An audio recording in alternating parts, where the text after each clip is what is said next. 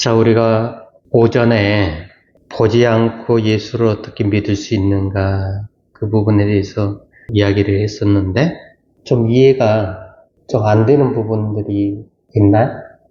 헷갈리는 부분들, 궁금한 거 모르겠어요. 예전에 사람들이 하나님에 대해서, 신에 대해서 생각을 할 때 보통 사람들이 신을 생각을 할 때 보는 것에다가 초점을 맞췄어요.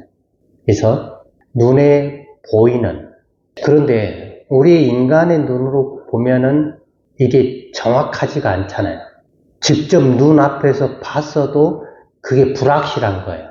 정확한 것을 파악을 못하니까 그 사람의 의도를 파악하지도 못하고 상황이 어떻게 되는지를 눈으로 직접 보면서도 알지 못하기 때문에 이 사람들이 생각하기를 이성이라고 하는, 그러니까 하나님께서 우리에게 주신 이성이라고 하는 그 눈으로 이게 보기를 시작을 한 거예요. 이성으로 보니까 좀 더 멀리 볼 수가 있고 옛날의 것들을 볼 수가 있는, 보는 세계가 확 열린 거죠. 우리의 시야는 보는 게 한정이 돼 있잖아요. 아무리 멀어봤자 몇백 미터, 몇천 미터라고 하더라도 우리의 시야는 한계가 되어 있는데 이성의 눈으로 봤을 때는 모든 것들이 다 볼 수 있는, 사유할 수 있는 길이 열리게 된 거죠. 그래서 옛날에 그 고대 시대의 사람들이 이성이라고 하는 눈을 통해서 하나님, 신을 생각을 하게 된 거예요. 그러다 보니까 이 사람들이 신에 대해서 생각하는 그러한 부분들이 단순한 게 아니고 모든 것들을 이성의 잣대로 보니까 자기들이 가장 변하지 않는, 변할 수 없는 완전한 것에 대해서 생각을 하는데 그걸 신으로 정의를 한 거예요. 그래서 옛날의 철학자들이 그 신을 완전한 신분이고 영원하신 분이고 전지하신 분이고 전능한 걸로 이 모든 것을 신에 맞춘 거예요.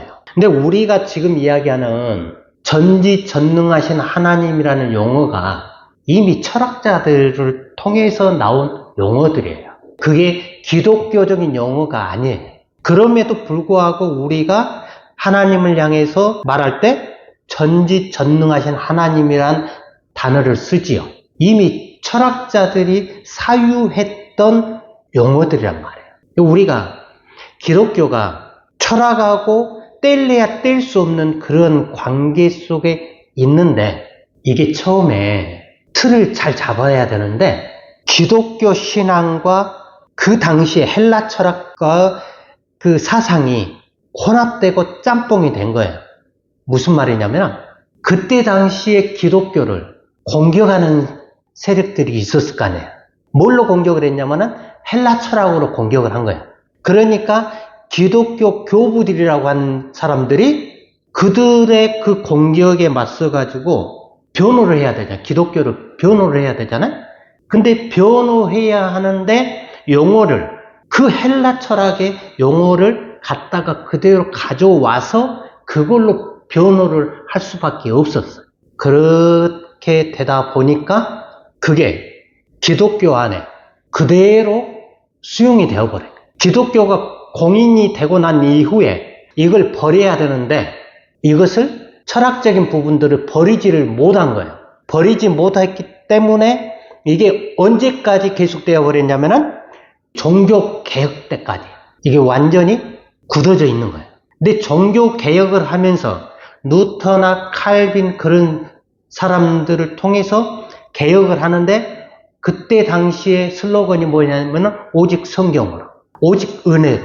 왜냐면은 너무나 헬라적인 그런 철학적인 요소들이 퍼져 있었기 때문에 개혁자들이 내건 것들이 바로 이 철학적인 부분들을 벗어 던져버리고 완전히 성경으로 돌아가자 그랬는데 그게 돌아갈 수가 없어요. 너무나 많은 교부들이, 너무나 많은 그 신학자들이 철학적인 그런 부분들을 신학적인 부분하고 혼동을 해가지고 믹서에서 사용을 해버렸기 때문에 그게 절대로 떨칠 수가 없게 된 거예요. 지금도 이걸 떨칠 수가 없어요. 철학적인 게 뭐냐? 그것을 우리가 그 교회 안에서 설교를 통해서 보면은 이 설교가 철학적인 내용인지 신학적인 내용인지를 구분을 할 수가 있어야 되는데 그 구분이 잘 안 가는 거예요. 신학적인 이야기를 하는 것 같아도 철학적인 이야기를 하고 있는 그러한 경우들이 허다하기 때문에 그걸 우리는 이제 신학적인 부분들과 철학적인 그런 부분들을 볼 수 있는 눈을 우리가 가져야 되지 않겠냐라고 하는 의미에서 조금은 힘들고 복잡한 내용들을 가지고 아예 기본적인 것부터 다시 시작을 하는 거죠. 그러다 보니까 이게 결코 쉽진 않다. 그래서 보지 못한 예수를 우리가 어떻게 믿을 수 있느냐. 가장 근본적인 문제. 예수 믿지 않는 사람들이 질문을 할 때 당신은 그럼 예수를 봤냐? 하나님 봤냐? 나는 하나님을 보지 않고는 절대 믿을 수 없다라고 하는 사람들 많잖아요. 그럼 그런 사람들한테 도대체 어디서부터 어떻게 설명을 해줘야 되냐 하는 거예요.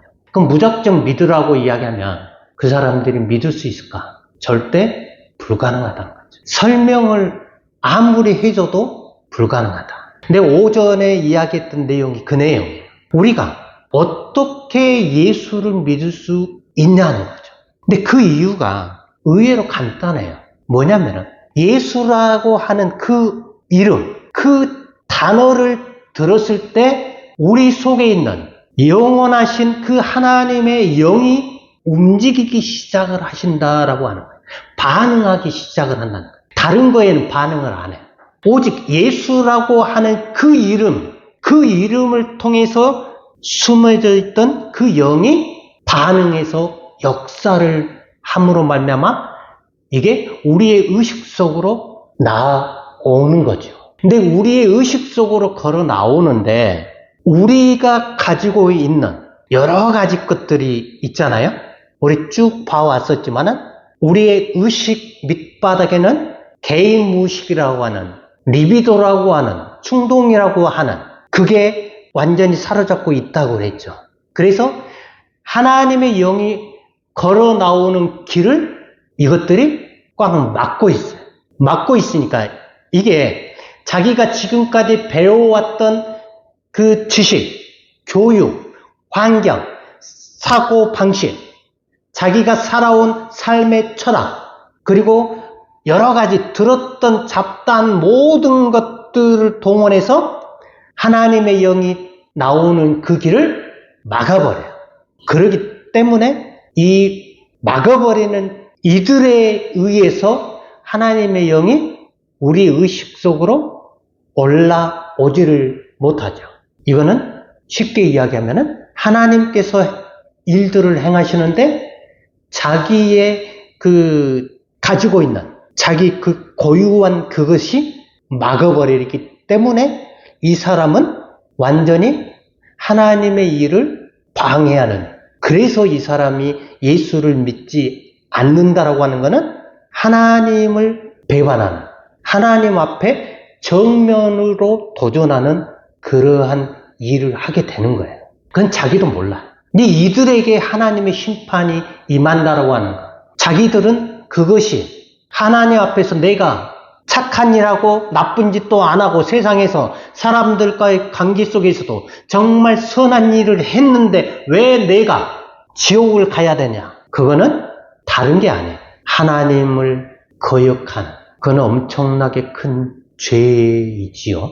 근데 그게 죄가 죄인지를 모르고 하는 행위들이죠. 그래서 우리가 예수라고 하는 그 이름을 듣는 순간 우리의 영 반응을 하는 거예요. 그 반응을 통해서 하나님의 역사가 우리 가운데 임함으로 우리가 그 하나님 앞에 순간순간 믿음으로 반응하고 고백하고 그 하나님 앞에 우리의 마음을 내어드리는, 그게 나와 너의 관계, 인격적인 관계라고 이야기하고 그걸 가리켜서 현재라고 이야기하는 거예요.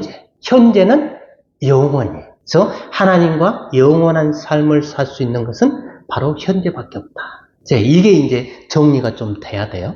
자, 우리가 보지 못한 예수를 믿을 수 있는 것은 단순히 그냥 믿는 게 아니고 이미 우리 속에 기억으로 우리에게 남겨졌던 그것을 우리가 신앙 고백이라고 하는 그 고백을 통해서 우리가 믿는다라고 이야기했잖아요. 그래서 신앙 고백이라고 하는 것은 나 자신을 믿는 게 아니고 남을 믿는 거예요. 그들이 먼저 보았고 그들이 먼저 들었고 그들이 직접 만졌던 도마와 같이 직접 보고 만지고 했던 그러한 것들을 통해서 우리에게 그대로 전달을 한 거죠. 그게 어떻게 전달이 되느냐? 그 집단 무의식이라고 하는 그걸 통해서 전달을 해 왔다라고 하는 거예요. 그래서 기독교 신앙은 유산같이 물려줄 수가 없어요. 땅이나 집 같은 그런 것 같이 상속이 되지를 않아요.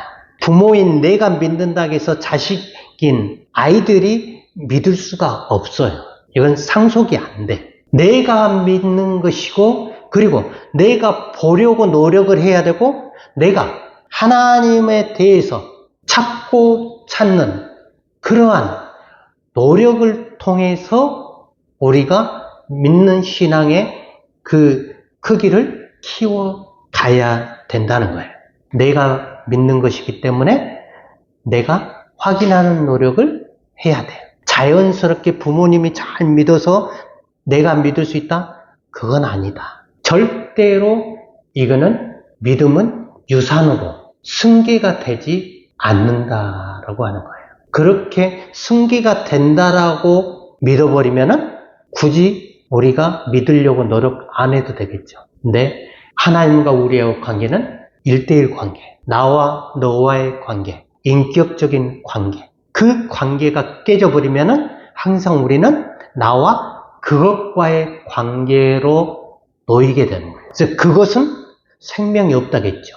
그것은 모든 것들을 전부 다 그 물질화 시켜버리는 거예요. 그래서 내 앞에 있는 상대를 보고 상대와 인격적인 그 관계를 맺지 아니하고 그 상대를 어떤 우리의 그 모임에 어떠한 역할을 하는 그러한 사람으로 봐버리면은 바로 그것이 3자. 그러니까 그것으로 보는 거예요. 그러게 되면은 그것을 당한 사람은 완전히 인격적인 그러한 부분들에 있어서 철저하게 그 무시를 받는 거기 때문에 거기에 있어서는 절대로 생명의 역사가 일어날 수가 없다. 그래서 우리가 하나님을 대할 때도 하나님을 그것으로 봐버리면 하나님이 나의 부족한 부분들을 채워주시는 분으로 봐버리면은 하나님을 나의 당신으로 나의 너로 보는 게 아니고 나의 인격적인 그런 관계로 보는 게 아니고 하나님은 도구로 그렇게 보는 거예요. 나의 필요를 채워주시는 하나님, 내 앞길을 인도하시는 하나님. 그래버리면은 그 하나님과 나와의 관계는 생명이 없는 관계에 놓이게 된다. 이건 믿음이 아니에요. 근데 우리는 그것을 마치 믿음으로 착각을 하고 신앙생활을 하고 있다. 그래서 우리에게 중요한 것이 뭐냐면은 내가 하나님을 믿는 것과 동시에 우리는 순간순간 우리 자신만을 믿으려 하는 그러한 사악한 존재라고 하는 사실을 우리가 인정을 해야 돼요. 이게 무슨 말이냐면은 내가 하나님을 믿는 것하고 동시에 나는 내 자신이 믿어져야만이 믿으려고 하고 모든 것이 내가 봐야만 하고 내가 그것을 이해를 해야만 되고 내가 그것이 나에게 와 닿아야만이 우리는 믿으려고 하는 거예요. 그러니까 우리 자신은 하나님 앞에서 정말로 사악한 존재일 수밖에 없다라고 하는 이 사실을 인정을 해야 돼요. 저번에 이야기했지만은 우리가 하나님 앞에서는 우리의 존재 자체가 실체가 뭐냐면은 완전한 죄입니다. 그래서 우리가 행하는 모든 것들은 아무리 선하고 아무리 하나님 앞에 영광 돌리는 일들을 하더라도 우리의 행위는 하나님 앞에 완전한 죄입니다. 그와 동시에 예수 그리스도를 주로 고백한 우리에게는 하나님께서 은혜를 베푸셨다는 그 이유 하나 때문에 우리가 이 땅에서 어떠한 상황 가운데 놓여 있을지라도 설령 우리가 사람을 죽인 살인을 저질렀다 하더라도 하나님이 우리를 향하여서는 너는 의인이다라고 칭하는 거예요. 이 두 가지가 동전의 앞뒤와 같이 딱 맞물려 있어요. 우리는 완전한 죄인이면서 동시에 완전한 의인이다. 이 사실을 기억을 해요. 그래서 우리가 하나님을 믿는 것도 우리는 믿음과 동시에 우리는 완전히 우리들은 하나님 앞에 사악하고 죄악된 모습이다라고 하는 사실을 이걸 잊어버리면 안 돼. 그래서 하나님과 사람들 앞에서는 우리가 죄인의 모습으로 나아가야 돼. 사람들을 인정하고 세워주고 모든 것들을 그들을 위해서 행하지만은 나는 하나님 앞에와 사람 앞에서 죄인의 모습으로 있어야 된다. 이게 되어야만이 사람들을 향해서 원망하고 시기하고 질투하고 화내고 하는 그런 것들을 할 수 없다라고 하는 거예요. 근데 우리가 자주 화를 내고 분을 내고 하는 모든 것들이 뭐냐면은 우리가 하나님 앞에서 의인이다라고 착각을 하고 있기 때문에 우리는 그러한 일을 하게 된다. 그 모든 것들이 다 죄라고 예수님께서 말씀을 하셨잖아요. 우리 속에 있는 악한 생각들, 그러한 것들이 우리를 자꾸 충동질을 해서 사람을 향해서 공격을 하게 만드는 일을 한다. 그래서 우리가 하나님을 믿는다라고 하는 것, 예수를 믿는다라고 하는 것, 이것은 신앙 고백을 통해서 훨씬 더 쉽게 하나님 앞에 믿음으로 나아갈 수가 있는 거예요. 근데 고백이라고 하는 거는 이미 우리 앞에 있었던 수많은 믿음의 사람들이 전부 다 만들어 놓은 거잖아요. 그래서 그것을 우리가 믿는 거죠.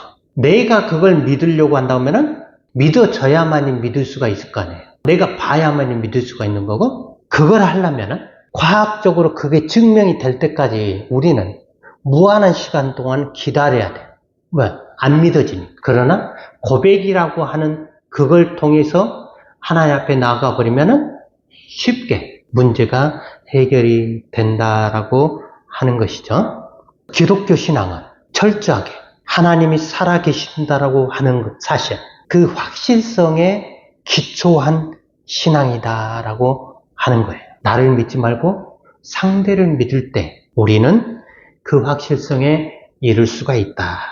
또 우리는 자기 자신을 부인할 때, 내려놓을 때 거기에서 비로소 하나님의 말씀이 들리기 시작하고, 그리고 거기에서 비로소 하나님을 만날 수 있는, 이게 우리 기독교 신앙이다. 내가 믿는 그것은 나 자신을 믿는 게 아니고 상대이신 하나님을 믿는 것이고, 그리고 신앙의 고백들을 통해서 이미 그 일들을 했던 사람들의 그 고백을 내가 믿는 것이다. 그래서 우리의 삶이 그 하나님 앞에 하나하나 이게 좀 정리가 좀 되었으면 좋겠다. 단순하게 믿는 그러한 게 아니고 왜 우리가 하나님 앞에서 믿음으로 서야 되는지, 하나님을 어떻게 바라봐야 되고 우리가 사람들을 어떻게 대해야 되는지, 예수 그리스도를 왜 우리가 믿을 수 있게 되었는지에 대한 그러한 부분들을 생각하면서 우리가 신앙생활을 해야 된다. 근데 많은 사람들이 이러한 기본적인 것들을 무시하고 자꾸 영성에 빠지게 되면은 도저히 헤어나올 수가 없게 되는 거죠. 교회들이 기본적인 이러한 부분들을 정확하게 해놓지 않으면은 이단들이 와서 이야기하면은 모두가 다 그들의 말을 듣고 빠져나갈 수밖에 없다. 그래서 우리는 이제 울타리를 치기 시작을 한 거예요. 울타리를 하나씩 하나씩 쳐 나가는데 때로는 울타리 치는 게 쉽지가 않죠. 왜냐하면은 울타리를 치려면은 거기에 있는 여러 가지 잡다한 잡초들이나 초목들이나 그 웅덩이나 그런 모든 것들을 다 제거를 하고 정리를 해 가면서 해야 되기 때문에 우리가 가지고 있는, 지금까지 우리가 알고 있는 그러한 것들을 하나하나 정리를 해가는 작업을 해야 돼요. 결코 쉽진 않아요. 그리고 이거는 단순하게 그냥 말씀만 듣고 가면 쉬울 텐데 그 말씀이 왜 이렇게 되었는지에 대한 그 기본적인 그 뿌리를 찾아가는 그러한 거기 때문에 여러 가지 딱딱한 이론들을 할 수밖에 없다. 힘들더라도. 아무래도 시간이 좀 필요할 거예요. 근데 이것을 계속해서 반복해서 듣다 보면은 어느 순간 정리가 딱 되는 그 순간이 있을 거예요. 그때부터는 이게 하나의 울타리가 완성이 되겠죠. 보지 못한 예수를 우리가 믿는다라고 하는 것은 막연한 예수를 믿는 것이 아니고 이미 우리 속에 들었던 그 예수를 우리가 주로 고백하는 그 믿음을 통해서 예수를 주로 고백할 수가 있다라는 사실을 기억하면서 순간순간 하나님 앞에 우리 자신을 드리는 삶이 되기를 주님의 이름으로 축원합니다.